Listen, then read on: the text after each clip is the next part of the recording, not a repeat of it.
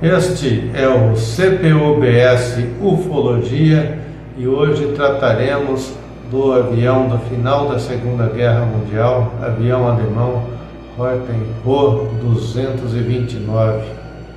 E quais seriam as suas ligações com um dos principais casos da ufologia?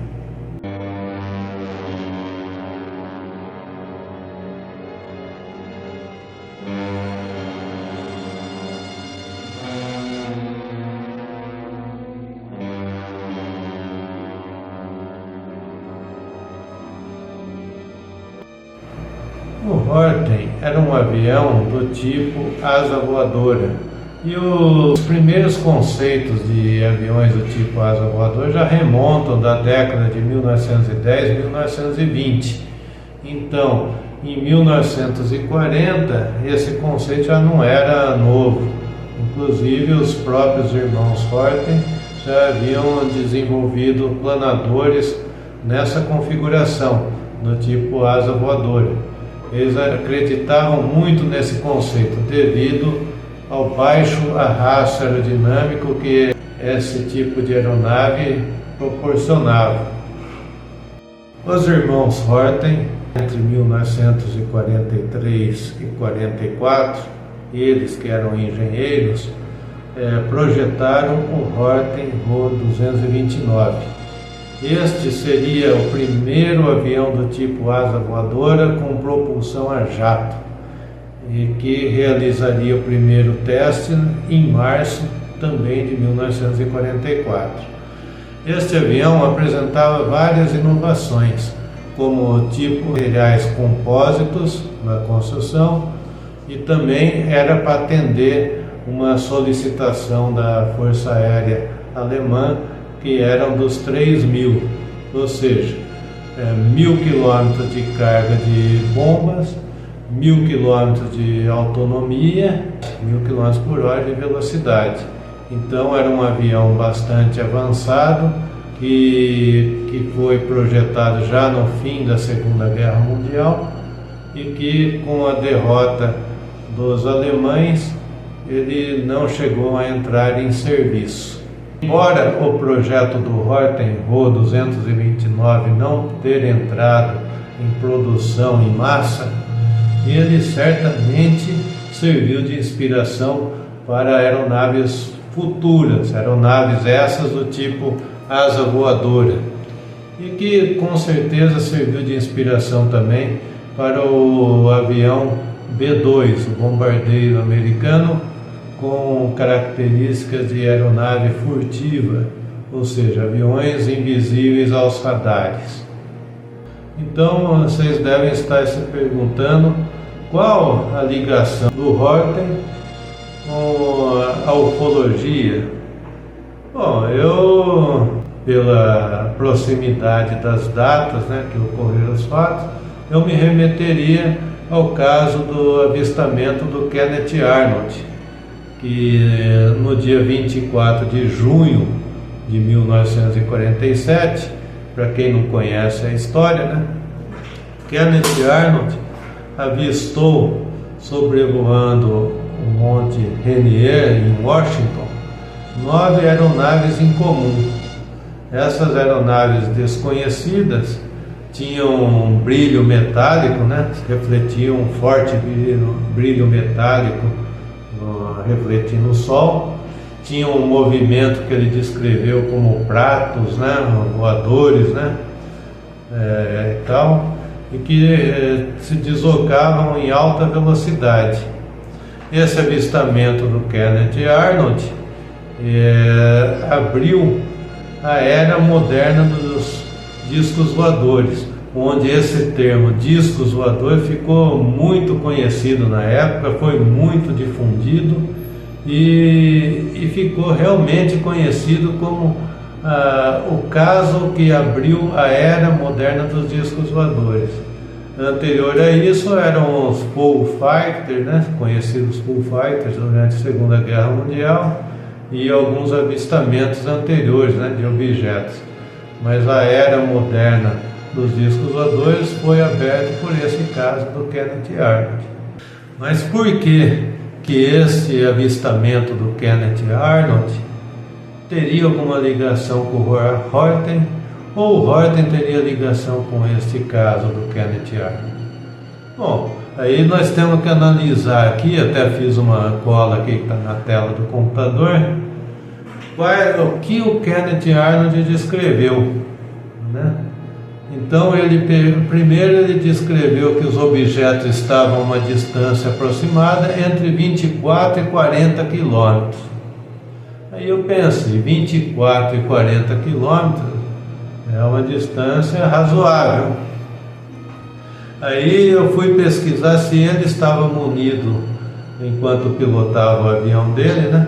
Se ele estava munido de algum binóculos, uma luneta. E pela história que ele não estava munido de nenhum instrumento óptico, ou seja, ele não dava para ter maiores detalhes desses objetos, e a distância é meio razoável, né, para você olhar olho nu. Uma das características que ele aponta é que essas aeronaves desconhecidas, elas não tinham o leme, que é o leme vertical que todo avião tem, né? A maioria dos aviões tem, nem todos, né? Então não teria isso. E segundo o relato dele aqui, eles davam muito reflexo, né, da luz do sol, né? Refletiam muito a luz solar, tinham um brilho metálico, né? Proporcionava um brilho metálico. Outra coisa que ele mencionou num dos relatos, que essas aeronaves estavam se movendo a 1.200 milhas por hora, ou seja, 1.932 km por hora. Em algumas fontes ele sugere também que ele mencionou que a velocidade era de 1.700 milhas por hora, ou seja, 2.736 km por hora. A estimativa dele tem uma imprecisão grande, tanto na distância que ele julga ter observado, né, que era de 24 a 40 quilômetros, estava nessa margem, ou então de 1.900 a 2.700 km por hora. Então é um relato bastante impreciso, se nós formos analisar bem, né? Analisar friamente é bastante impreciso. E também vamos dar um desconto, né? Ele pilotando o avião dele avistou esses objetos desconhecidos voando, né? E realmente ele não ia conseguir ter uma observação mais precisa, né? Mas quando ele aparece numa foto, né? Estava analisando a foto, ele aparece com a foto segurando uma ilustração do que ele teria observado. Aí quando a gente olha essa ilustração dele, o desenho do objeto, né, e olha o projeto e as imagens que nós temos do Horten, a semelhança da seção traseira entre ambos, entre o desenho que o Kenneth Arnold apresentou e o desenho da seção traseira do Horten, são muito parecidos. Aí você pega assim, o Horten foi desenvolvido entre 44 e 45, alguns falam que teve início em 43, né? Esse pelo menos o jato deles. E foi levado para os Estados Unidos em 1945, um dos protótipos. Aí você pega e a data que o Kenneth Arnold viu, em junho de 1947. São 2 anos mais ou menos de distância. Então, aí ficou difícil. É claro que é uma suposição minha aqui, é uma especulação minha, mas entre imaginar que o Kenneth Arnold observou 9 espaçonaves vindo de outro planeta, é lógico que ele não afirmou que é alienígena nem nada. E eu quero deixar claro aqui que eu acredito realmente que ele viu alguma coisa. Alguma coisa ele viu. Isso é ponto afirmativo. Que ele viu alguma coisa, ele deve ter visto realmente alguma coisa. Mas entre imaginar que que eram aeronaves alienígenas, ou era algum desenvolvimento, né? Algum desenvolvimento lá dos protótipos do Horten, ou alguma coisa, alguma aeronave similar ao Horten, aeronave terrestre, projetos secretos militares. Eu, sem dúvida, eu fico com essa segunda suposição. Para mim, o que o Kenneth Arnold avistou no dia 24 de junho de 1947 foi realmente algum projeto militar secreto, projeto de alguma aeronave militar secreta. Então, essa é a conclusão desse vídeo de hoje. Se vocês gostaram, incentive o nosso canal, ajude o nosso canal a ter alguma relevância, curtindo o canal, se inscrevendo e também comentando. Comente se você não concorda com isso, se você tem alguma dúvida, não concorda, tem outro ponto de vista, comentem aí embaixo.